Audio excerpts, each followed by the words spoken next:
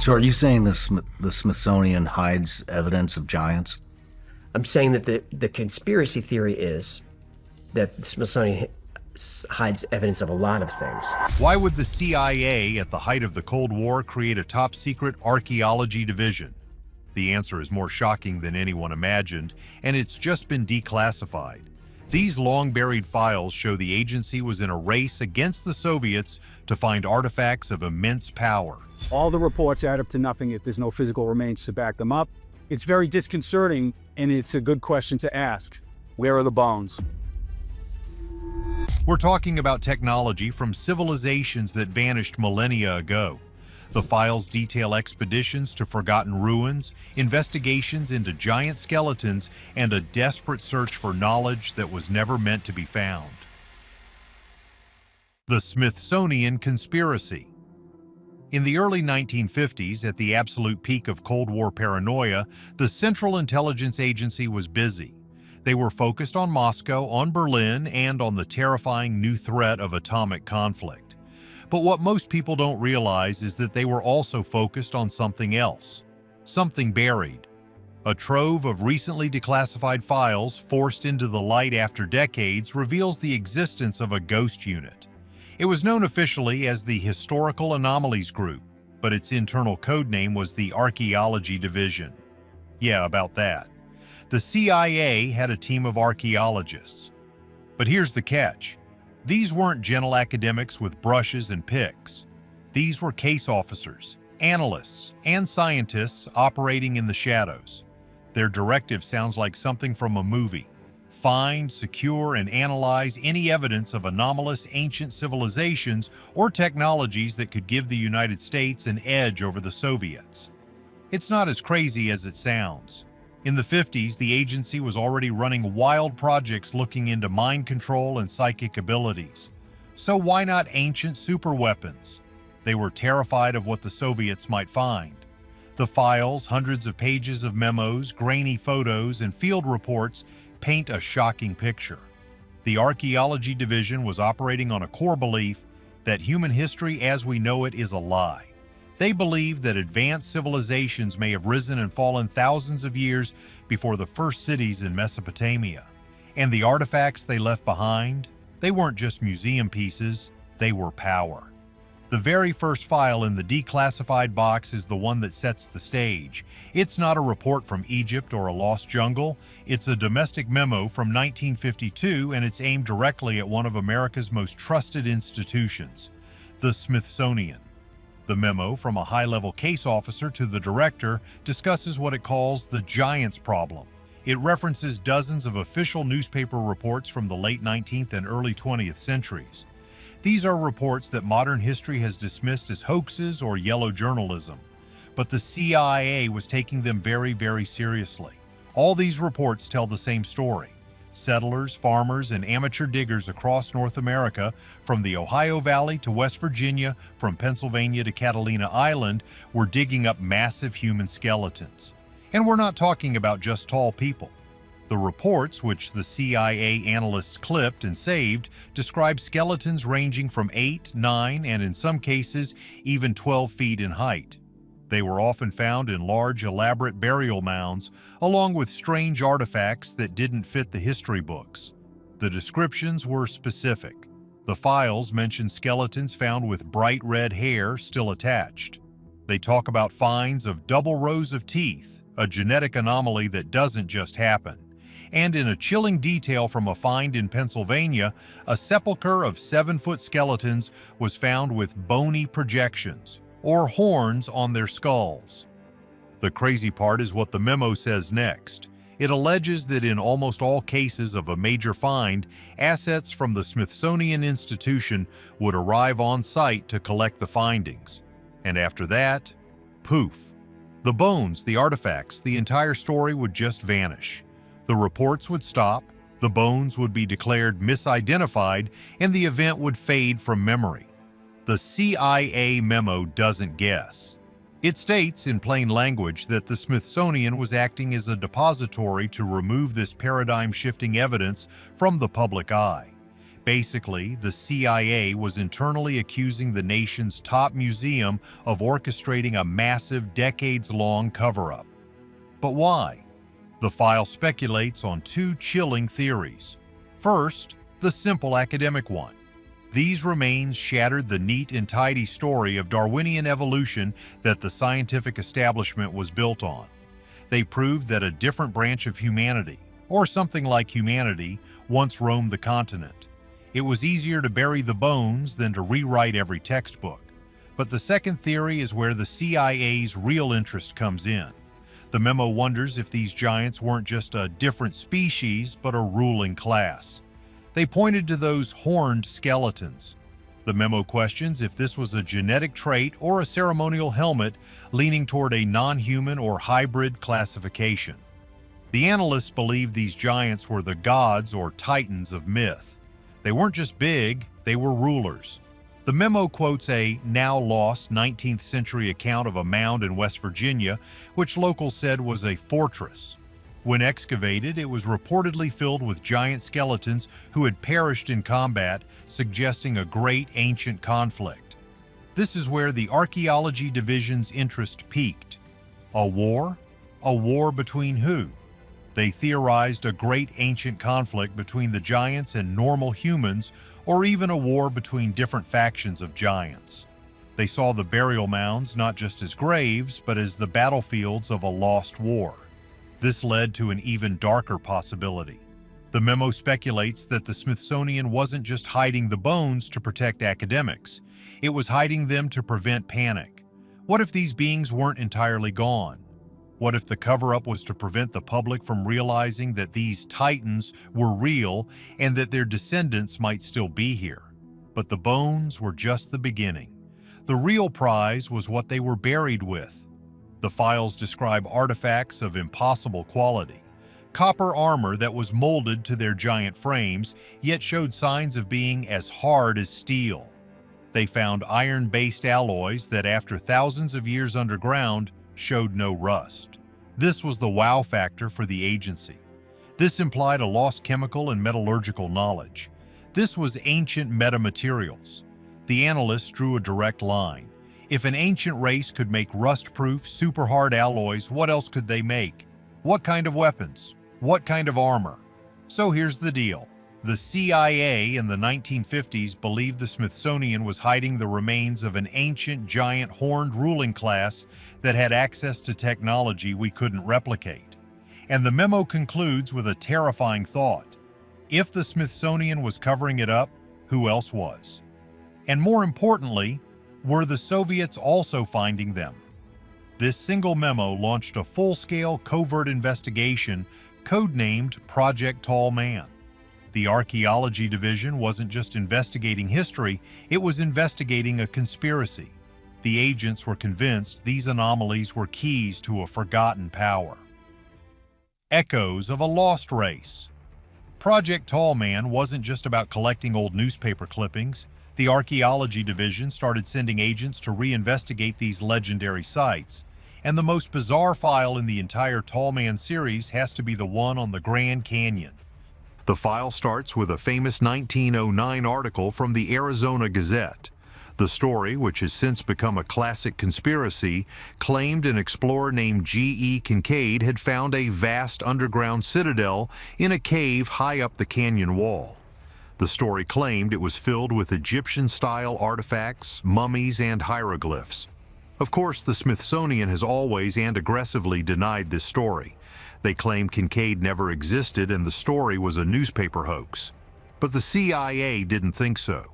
A declassified file from 1954 shows the Archaeology Division sent one of their own agents, a geologist with a background in native mythologies, to find Kincaid's lost city. The agent's report, of which only a few pages are readable, is chilling. He claims he found the cave entrance hidden by a rockfall hundreds of feet above the Colorado River. It was not a small cavern. It was a network of passages that had been clearly worked by human or near-human hands. But the artifacts weren't what interested him. It was the sound. The agent's report describes a persistent, low-frequency hum that seemed to emanate from the rock itself. It wasn't just a sound, he described it as a vibration. He reported that after just 1 hour in the caves, he began to suffer from severe nausea, headaches, and auditory hallucinations. He felt, in his words, that the stone was alive. This is where the story gets really wild. The agent wasn't an archaeologist, he was a geologist. He believed the citadel wasn't a city at all. He theorized it was a machine. He believed the entire complex was a terraforming or energy harvesting device built into the canyon wall, and that the hum was its dormant power source, still resonating after thousands of years. And get this, the file includes a cross-reference to the work of Nikola Tesla. Yeah, about that. The Archaeology Division had a whole file on Tesla. They were obsessed with his theories of wireless power and terrestrial resonance. The agent in the canyon proposed a shocking theory. This citadel wasn't just a machine, it was an ancient Tesla coil, a massive planet-sized device built to draw free energy from the ionosphere and transmit it wirelessly around the globe. The agent believed the hum was the machine, idling after millennia. He feared that if it ever powered on, it could short-circuit the planet's magnetic field. Or on the flip side, it could be the infinite energy source the Cold War was being fought over. He requested a full team of physicists and engineers to study the site. The request was immediately denied. The last entry in the file is a single, heavily redacted sentence from a superior officer. It states the agent was being recalled for psychological evaluation and that the location was to be sealed, marked high-risk non-priority. Was the agent psychologically compromised by the low-frequency sound, as the file suggests? Or did he get too close to a truth that was too dangerous to handle? The files note the agent was reassigned to a desk in Langley, and there's no further record of him. He was, in effect, silenced. What most people don't realize is that the CIA was cross-referencing this report. The Archaeology Division had an entire subfile on acoustic anomalies and geomagnetic hotspots. They collected similar reports from assets near Machu Picchu in Peru, describing whispering stones that seemed to hum on certain days of the year. They had old reports from the Ozarks in Missouri, describing caves that produced disorienting low-frequency vibrations that locals blamed on spirits. And they had a file on the Bermuda Triangle. The analysts were trying to connect the dots. What if the hum in the Grand Canyon was the same type of energy causing spatial and temporal distortions in the triangle? They weren't just anomalous places, they were nodes in a global ancient power grid. The division's theory was wild. They believed the giants of Project Tall Man weren't just big, they were attuned to the planet in a way we are not. They believed these beings built their structures not randomly, but on these ley lines or energy nodes to use the Earth's own magnetic field. So here's the deal. The CIA wasn't just looking for big skeletons. They were looking for a lost science. A science that could perhaps vibrate stone, move massive objects, or as the Grand Canyon agent feared, even affect the human mind. The giants problem had suddenly become a lost physics problem. The giants were one thing, but their technology was the real prize. Reverse engineering the gods. The giants and the hum were strange enough, but the declassified files show the Archaeology Division had a second, even more secret objective. It was codenamed Project Ancient Echo. Its mission was to find and secure out-of-place artifacts, or OOPArts. These are the objects that show up in the archaeological record looking thousands or even tens of thousands of years too advanced for their time. And the CIA was obsessed with them. The files show the agency was in a direct, covert race with the Soviets for this stuff. Memos are full of reports from agents tailing Soviet academics at dig sites in Egypt, Iraq, and South America. This was the real Cold War. A shadow war fought in ancient tombs to find a piece of impossible tech. And at the top of their list? Vimanas. Publicly, Vimanas are the flying machines described in ancient Hindu texts like the Mahabharata. They are considered mythology, but the CIA files tell a different story. A 1955 memo discusses a rogue Soviet team operating in a remote part of the Indian subcontinent. They were allegedly excavating a temple complex described in the text, a place where a Vimana was said to have perished. The CIA wasn't just worried about the legend, they were worried about the propulsion system. The memo includes a translated passage from a text called the Samarangana Sutradhara. The passage describes in stunning detail a strong and durable craft powered by a mercury vortex and an ether-displacing force. The CIA analysts were terrified. This was a description of an anti-gravity engine, a craft that didn't use jets or propellers, but some ether physics that they didn't understand. But it gets worse. The file references another, more obscure text, the Vaimanika Shastra. This text, which the CIA had a poorly translated copy of, was a technical manual. It described different types of Vimanas. It talked about unbreakable alloys. It talked about cloaking technology. And it talked about the mercury vortex in detail. This is where it connects to another, more modern mystery, red mercury. The files show the CIA was already chasing Soviet rumors of a substance called red mercury, a supposed wonder material that could be used as a simple detonator for fusion devices. The Archaeology Division proposed a wild theory. What if red mercury wasn't a new invention? What if it was the ancient fuel for the Vimana mercury vortex engines and the Soviets hadn't invented it but rediscovered it from an ancient text? The memo concludes that if the Soviets found a working model or even a fragment of this propulsion system, it would make the atomic bomb look like a firecracker. This search for impossible knowledge led them to one of the weirdest anomalies on Earth, the Dogon people of Mali. In the 1950s, anthropologists had just realized that the Dogon tribe possessed staggering astronomical knowledge.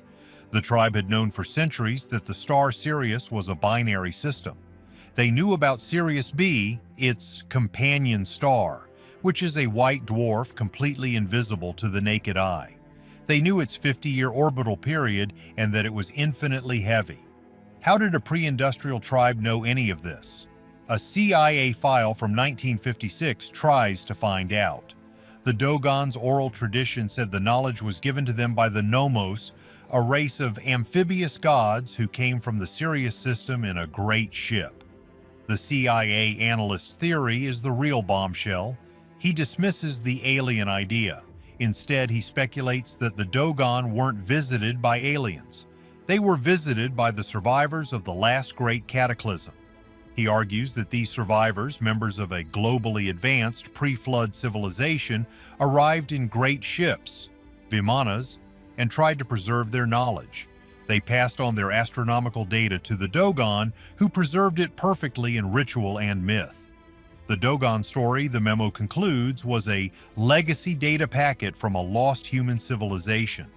But the theory got even darker. What if the Nomos didn't just visit? What if they interfered? What if the Dogon were a control group, an experiment by these survivors to see how their knowledge would be preserved? This implied the survivors were still out there watching. The ancient echo files were massive. They were tracking everything. The Koso artifact, a supposed spark plug found in a 500,000-year-old geode. The CIA wondered if it was part of a Vimana engine.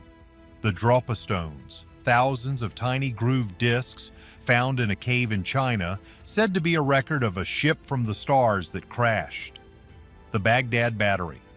The CIA wasn't just trying to electroplate. They were trying to see if the batteries in sequence could power a communications device or a defensive field. Then there were the crystal skulls. Publicly, most are considered fakes, but a 1958 memo discusses the Mitchell-Hedges skull. The agent, after covertly analyzing the object, claims it's not a ritual item. He speculates it's a data storage device, like an ancient hard drive. He notes its impossible prismatic properties and argues that if a specific frequency of light or sound was passed through it, it might project the information stored within. What data? Not just history. The memo theorizes blueprints, star charts, or even a psychic weapon that could be activated by a user with the correct mental frequency. It all pointed to one thing. The CIA was hunting for a lost science. They were looking for energy sources, new alloys, advanced engineering, and forgotten weapon systems. They believed, truly believed, that the ruins of the ancient world were a graveyard of technology far superior to their own. But as they gathered these puzzle pieces, the picture they formed was terrifying. A warning 12,000 years old. This is the part of the story that changes everything. The Archaeology Division wasn't just a Cold War scavenger hunt. The final and most shocking set of declassified files, labeled Project Damocles, reveals the division's ultimate terrifying conclusion. After nearly a decade of chasing giants, reverse engineering batteries, and mapping lost worlds, the analysts at the Archaeology Division put all the pieces together. In a final summary report written in 1960, the head of the division makes a claim that would have sounded completely insane to the outside world. He concluded that the evidence, the giants, the hum, the Vimanas, the star knowledge, did not point to aliens. It didn't point to a different species. It pointed to us. The report argues that a globally distributed, technologically sophisticated human civilization existed on Earth deep in the past. Far older than Egypt, far more advanced, a civilization that had mastered engineering, astronomy, and possibly even energy systems based on frequency and vibration. And it was wiped out.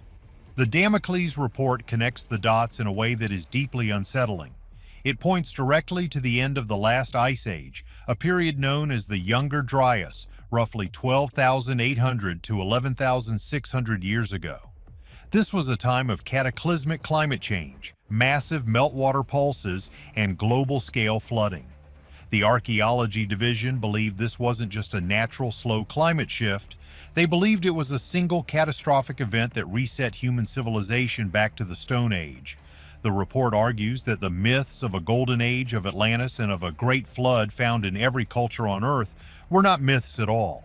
They were the fragmented, distorted, and traumatized memories of the survivors. They use sites like Göbekli Tepe in Turkey as prime evidence, a site that is 11,600 years old, built with massive 50-ton carved pillars, supposedly by hunter-gatherers. To the CIA, this wasn't the start of civilization. It was a message from the end of one. It was a time capsule built by the survivors in a desperate attempt to pass on their astronomical knowledge to warn the future. But why? What happened? This is where the Damocles report gets really wild. The analysts proposed two theories. The first was a galactic superwave. The CIA was tracking ancient Sumerian tablets that described a great fire from the sky that preceded the flood. The analysts theorized that this was a recurrent event, a wave of cosmic energy from the galactic core that washes over the solar system every 12,000 years, causing the sun to agitate and scorch the Earth. The second theory was even stranger: the electric universe. This fringe idea suggested the solar system's electrical balance shifted, causing the planets to discharge massive arcs of plasma, carving new features on the Earth, like the Grand Canyon, and boiling the oceans. In either case, it was a cataclysm, and the report's namesake, the Sword of Damocles, revealed their true fear. This event was cyclical. It had happened before, and it would happen again. And that's where Antarctica comes in. The Piri-Reis map, the 1,513 map showing Antarctica without its ice cap, was the key. The CIA saw it as proof of a global survey-level technology from before the ice. But the files go further. They directly reference the U.S. Navy's 1947 expedition to Antarctica, Operation High Jump. Publicly, this was a training and mapping mission, but the Archaeology Division memo from 1953 calls it a reconnaissance and containment mission. Containment of what? The memo confirms the division was investigating rumors of a secret Nazi base, Base 211, in a warm, ice-free region of Neuschwabenland. The CIA feared the Nazis hadn't just been building a base, they had found something. And get this, the file contains an analysis of Admiral Byrd's secret diary. This diary, which is famously controversial, claims Byrd flew his plane into an opening at the pole and entered a temperate, hollow part of the Earth filled with mammoths and an advanced human race. The CIA's analysis. They didn't believe the diary was literally true. They believed it was coded language. When Byrd said he flew into the Earth, he meant he found the ice-free region. When he described advanced humans, he was describing what the Nazis had found in Base 211, a frozen city. The Damocles report speculates that Atlantis was Antarctica when it was temperate, and when the Cataclysm hit, perhaps a sudden, violent pole shift, the entire continent flash froze. The CIA's terror? That the Nazis in Base 211 had found this city, a city with its Vimana technology and frequency devices perfectly preserved, and that the Soviets were trying to find it too. So where did the other survivors go? The report has theories for that too. Some, like the Nomos, passed on their knowledge and perished. Others, the report speculates, retreated into the Earth, into the vast, unknown cavern systems the Archaeology Division was also mapping. The giants and horned beings of myth weren't aliens. They were the other survivors hiding from the surface world. And the wildest theory of all, a 1960 memo suggests the most important technology wasn't a machine, but genetics. The division was trying to trace the bloodlines of the survivors. They were studying the elongated skulls of paracas, believing this wasn't cradle boarding, but a genetic marker of the pre-Cataclysm race. They believed this bloodline, the holy grail of myth, carried dormant abilities, psychic powers, longevity, cosmic consciousness. And the CIA wanted to find it, isolate it, and weaponize that DNA. The division was shut down, but the knowledge was just too big to disappear. A species with amnesia. In 1961, the Archaeology Division was officially disbanded. The Project Damocles report was its last will and testament. The official story is that the unit was a boondoggle, a waste of money, a flight of Cold War fancy. But the declassified files, even with their blacked-out pages, tell a different story. The division wasn't shut down because it failed. It was shut down because it succeeded. The Damocles report was the final straw. The knowledge was too big, too dangerous, and too reality-shattering to be left in a mere division. The files just stopped. The analysts were reassigned. The projects were black-boxed. But where did that knowledge go? This is where we have to read between the lines. The files suggest the Archaeology Division never really closed, it just went dark. It became what is now known as an unacknowledged special access program. Its funding was hidden, buried deep in the budgets of private aerospace contractors and secretive research labs. The men who hunted for Vimanas in the 50s or their protégés became the men who analyzed Tic Tac videos in the 2000s. So here's the deal. People watching this are looking for the mystery. What if this all did happen? Are we missing a key detail? What if the government, or a shadow part of it, has known for 70 years that we are a species with amnesia? What if they know for a fact that a high-tech human society was wiped out by a cataclysm 12,000 years ago, and that the sword of Damocles is still hanging over our heads on a recurrent cycle that is still ticking? This reframes everything. And get this. What if the UFOs that the Navy is now admitting are real? The fast walkers in the ocean, the Tic Tacs that defy physics. What if they aren't alien? What if they are ours? Or rather, what if they belong to the other human civilization? The one that survived? The breakaway civilization? The one that, as the CIA files theorized, retreated into the deep oceans, under the Antarctic ice, or into the Earth itself. Let's go one step further. What about Roswell in 1947? The Archaeology Division files were from the 50s, but Roswell was in 47 before the division was formed.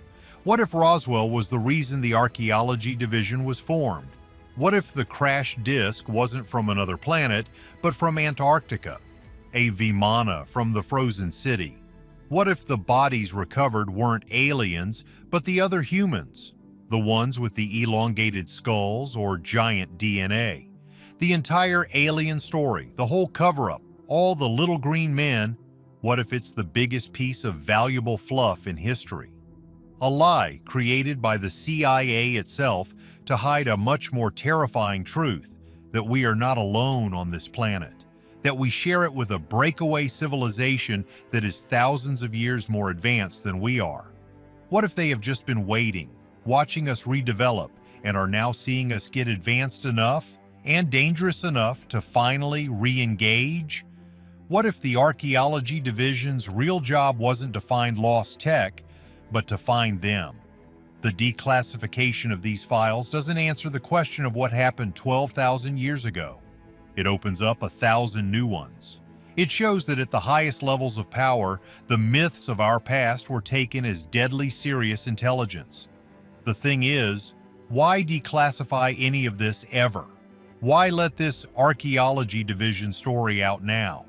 Is it disclosure, or is it acclimatization? A slow drip of information to prepare us for the truth? Or is it something more sinister? What if the Damocles report wasn't just a theory about the cycle, but a date? What if the Archaeology Division found a timeline, carved in stone at Göbekli Tepe or stored in a crystal skull? What if that date is soon? The past, it seems, is not done with us. So did the CIA find proof of a lost world, or just get lost in mythology? Let us know what you believe. Like and subscribe. The truth is out there.